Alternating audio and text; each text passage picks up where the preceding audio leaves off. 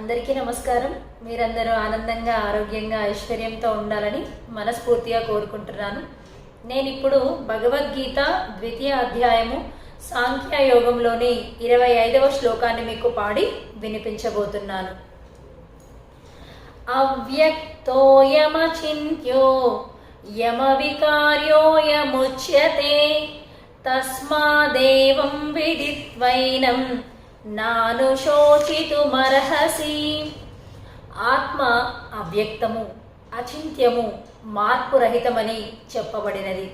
ఈ విషయము తెలిసిన పిమ్మట దేహమును గూర్చి నీవు చింతించరాదు అని శ్రీకృష్ణ భగవానుడు అర్జునుడితో పలికెను.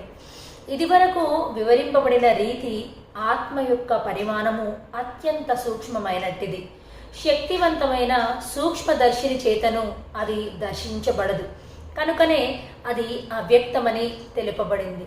అనగా మనకు ఈ శ్లోకంలో ఆత్మ అనేది ఎటువంటిది అని శ్రీకృష్ణ భగవానుడు చాలా క్లుప్తంగా తెలియజేయడం జరిగినది.